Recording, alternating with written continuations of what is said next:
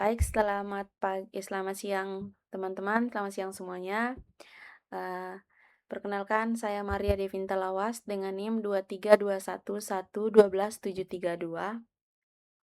Pada kesempatan ini saya akan mempresentasikan, hasil analisis penelitian dan, dengan judul "Pengaruh Motivasi dan Etika Kerja Terhadap Kinerja Karyawan Melalui Kepuasan Kerja."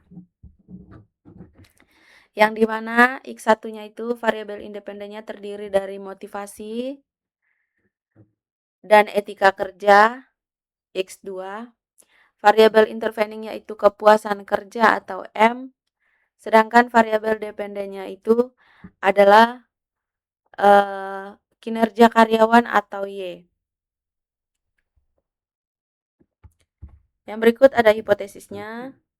Di sini motivasi berpengaruh terhadap kepuasan kerja, etika berpengaruh terhadap kepuasan kerja, motivasi berpengaruh terhadap kinerja karyawan, etika kerja berpengaruh terhadap kinerja karyawan, kepuasan kerja berpengaruh terhadap kinerja karyawan, motivasi berpengaruh terhadap kinerja karyawan melalui kepuasan kerja, etika kerja berpengaruh signifikan terhadap kinerja karyawan melalui kepuasan kerja.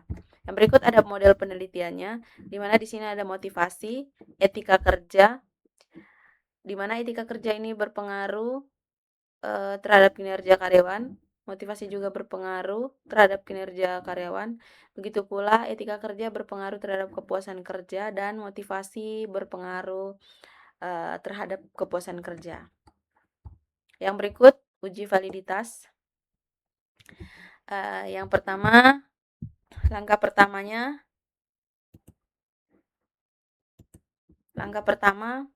yaitu kita menganalisis, terus correlate, bivariate, terus kita masukkan seluruh item itu. Ini karena saya sudah mengerjakan semua totalnya, jadi kita coba masukkan hanya item ininya ya, item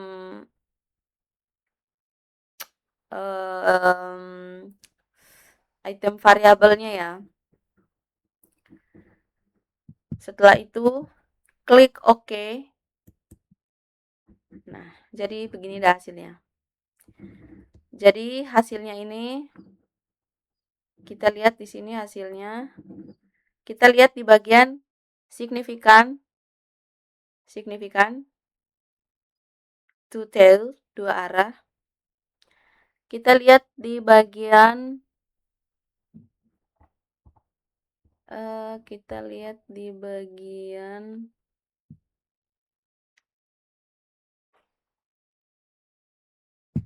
ini ya. Sabar.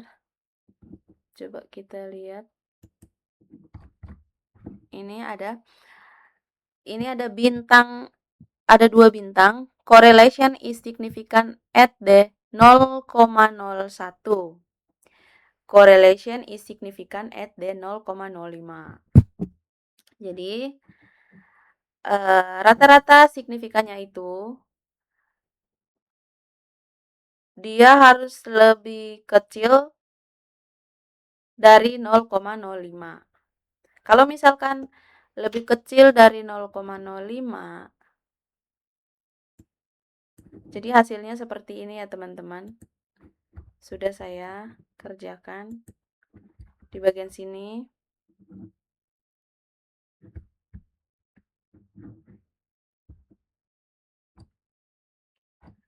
Jadi di bagian, kita lihat di bagian total ya. Di total signifikannya yaitu 0,01, 0,0000000.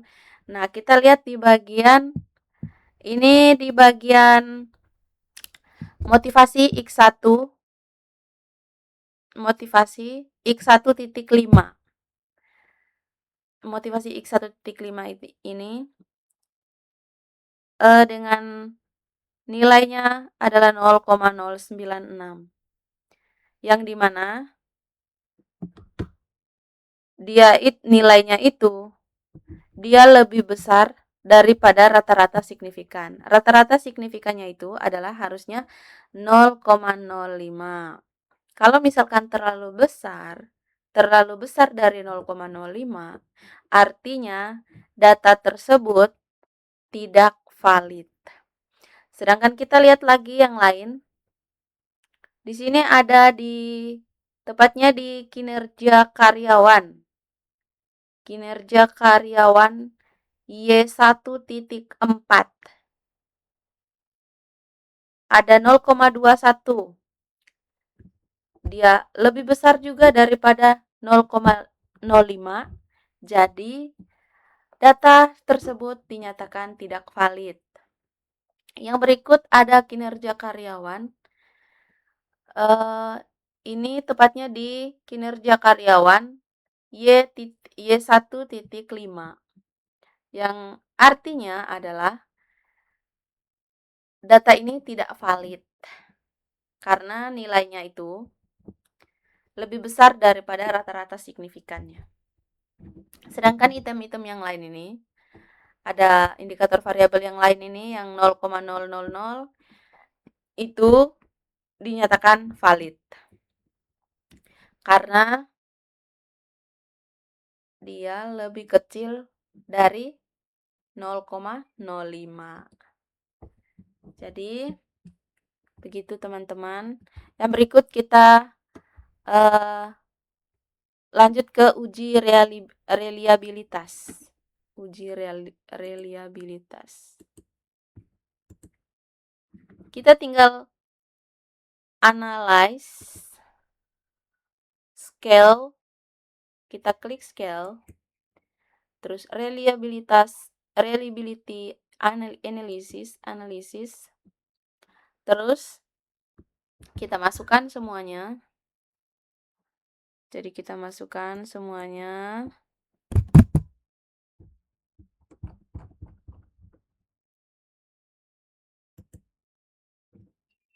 Kita masukkan semuanya. Klik OK. Nah, di sini dia hasilnya. Jadi kita lihat hasilnya. Kebetulan saya sudah kerjakan.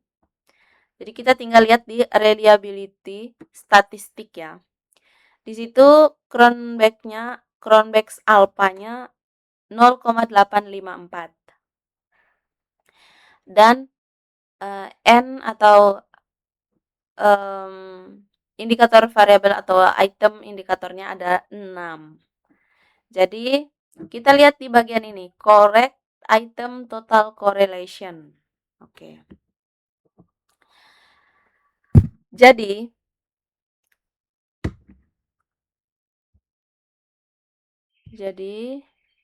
kita cari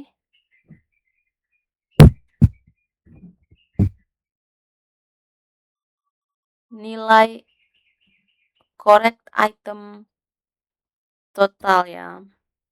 Ini di bagian reliability statistik terlihat bahwa nilai alpha Cronbach-nya itu adalah 0,854 dengan jumlah pernyataannya itu ada 20 atau jumlah itemnya 20. Terus nilai R tabel N2 N kurang 2, jadi N-nya tadi 20 dikurang 2 jadi 18, sama dengan dimana nilai rata-rata R tabelnya itu harusnya 0,2407. Nah, kita cari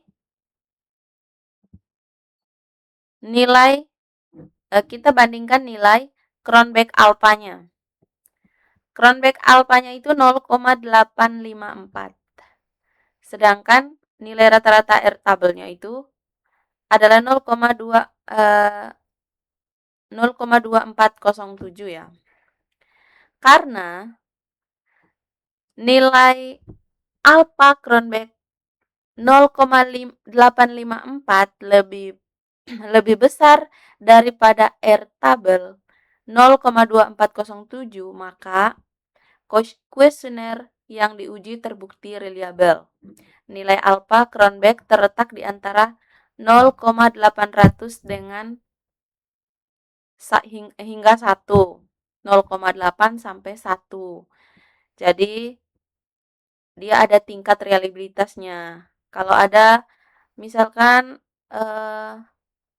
dari 0,0 berapa dinyatakan tidak reliabel, sangat reliabel gitu.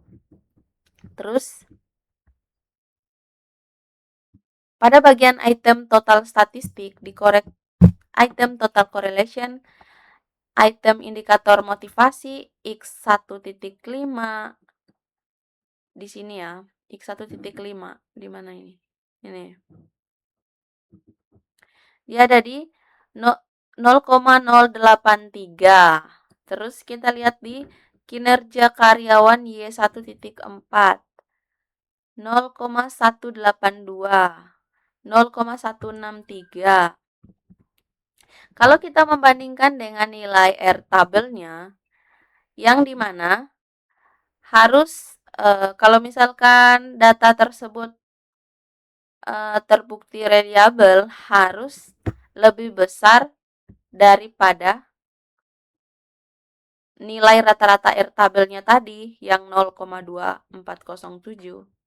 Jadinya karena ini tadi lebih kecil, yang ini tadi 0,083, yang ini 0,182, 0,163. Artinya 3 item indikator variabel itu tidak valid atau tidak reliabel. Jadi selanjutnya ada uji normalitas. Uji normalitasnya adalah kita analyze tinggal non-parametric test, legacy dialogs, kita cari one sample QS. Nah, ini kita masukkan ini, ada unstandardized residual arrest 1 gitu. Terus normal, accept-nya udah, tinggal klik OK. Nah, hasilnya begini. Nanti kita lihat. Oke, kita lihat di sini. Yang pertama, uji normalitas itu ada dua model ya. Yang model pertama adalah model regresi, one sample Kolmogorov-Smirnov test. Di sini kita lihat di bagian assume signifikan, yaitu 0,200. Dinyatakan berdasarkan uji Kolmogorov-Smirnov diperoleh nilai asim signifikannya sebesar 0,200. Karena nilai signifikannya itu lebih besar daripada 0,05, jadi residualnya berdistribusi normal sehingga asumsi normalitas telah terpenuhi. Yang berikutnya ada model regresi 2 ya.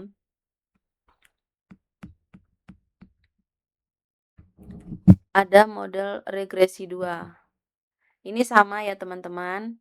Kita tinggal masukkan kayak tadi cuman pakai res 2. Tadi kan res 1, ini sekarang pakai res 2. Nah, sekarang hasilnya juga mirip dan datanya masih normal gitu. Jadi asumsi normalitas ini sudah terpenuhi gitu. Yang berikutnya ada uji multikolinearitas, model pertama. Yang pertama kita analisis dulu. Kita analyze, terus regression, linear, terus ada statistik, kita centang collinearity diagnosis, terus continue,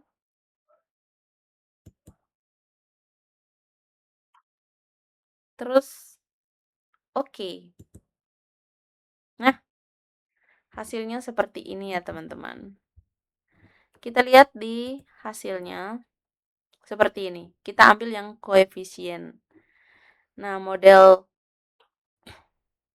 yang kita lihat adalah di bagian nilai toleransinya. Kita kan mencari nilai ininya, nilai toleransi sama FIF. Yang pertama, toleransinya itu ada 0,731, 0,731, 1,367, 1,367. Itu X1 sama X2-nya. Jadi yang ditaruh di dependent variabelnya itu adalah total M. Jadi nilai toleransi sebesar 0,731 dan dan VIF sebesar 1,367 sehingga tidak terjadi multikolinearitas. Seluruh nilai toleransi berada di atas 0,10. Sedangkan VIF-nya seluruhnya di bawah 10. Sehingga model regresi bebas, sehingga semua model regresi ini adalah bebas dari multikolinearitas. Dari asumsi multikolinearitas. Yang kedua, ada model 2 ya. Yang berikut ada koefisien. Di sini juga sama, tinggal taruh bagian dependent variabelnya itu masukin total Y, terus di bagian variabel yang lainnya itu masukkan X1, X2, dan M. Jadi dapatkanlah VIF-nya 1,565, 1,712, 1,814, toleransinya 0,639, 0,584, 0,551. Jadi berdasarkan dari tabel ini, dari hasil toleransi dan VIF-nya, model regresi ini bebas dari asumsi multikolinearitas. Yang berikut ada uji heteroskedastisitas. Yang pertama model 1. Jadi kita masukin analyze, terus regression,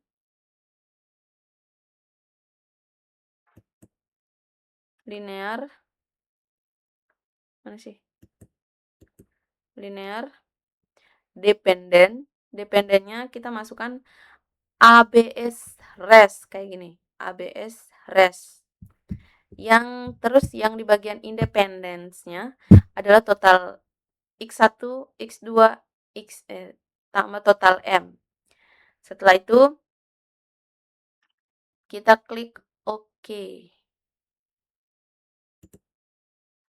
Nah, ada hasilnya. Kita cek hasilnya. Nih. Hasilnya yaitu kita lihat di nilai signifikannya X1 ya. Nilai signifikan di sini kita lihat. Jadi nilai signifikannya di bagian X1-nya itu adalah 0,815. Yang kedua 0,817. Nilai signifikan X1 sebesar mana dia? 0,235, 0,435, 0,550. Karena semuanya lebih besar dari 0,05, maka tidak terjadi heteroskedastisitas. Yang berikut ada uji PET dan tentukan koefisien pengaruh langsung, pengaruh tidak langsung, dan pengaruh total. Yang pertama model 1, total X1-nya itu adalah 330, total X2-nya itu yaitu 436. Model ini kita ambil dari correlate ya. Correlate. Ini kita ambil dari koefisien. Koefisien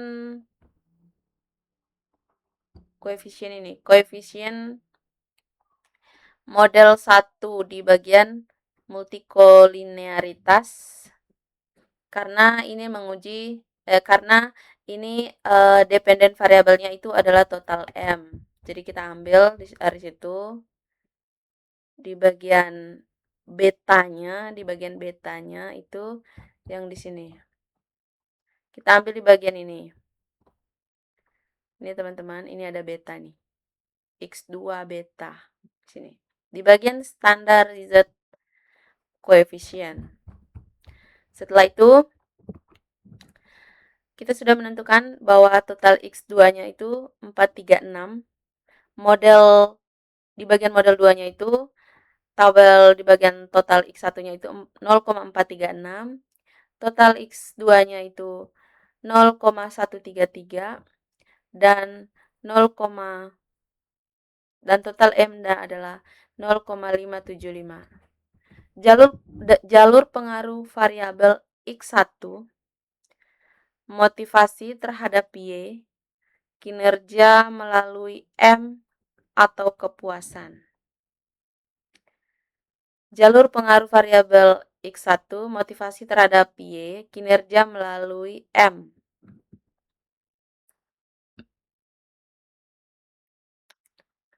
Pengaruh langsungnya, nilai beta X1-nya tadi ada 0,436. Jadi itu merupakan koefisien P3-nya. P3-nya itu adalah itu tadi 0,436. Yang berikut ada pengaruh tidak langsung. Beta X1 model 1 yang tadi adalah nilainya 0,330 dikali sama beta M model 2. Jadinya 0,575. Jadi 0,330 dikali 0,575 sama dengan 0,18975. Pengaruh total efek. Pengaruh langsung, pengaruh tidak langsung. 0,436 tambah 0,18975 sama dengan 0,62575. Jalur pengaruh variabel X2-nya, etika kerja terhadap Y, kinerja melalui M atau kepuasan. Pengaruh langsungnya adalah nilai beta X2 pada model 2 yaitu 0,133. Pengaruh tidak langsungnya 0,436 kali 0,575 yaitu 0,2507. Pengaruh totalnya pengaruh langsung plus pengaruh tidak langsung sama dengan 0,3837.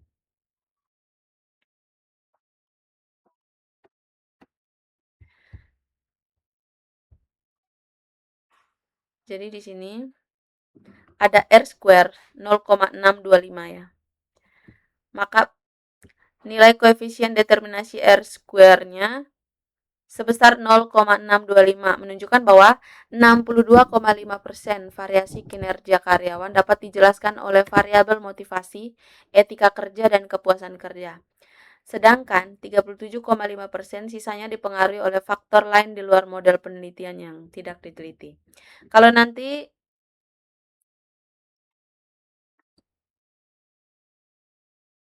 R square-nya yang muncul misalnya 0,481 jadi 48,1 gitu.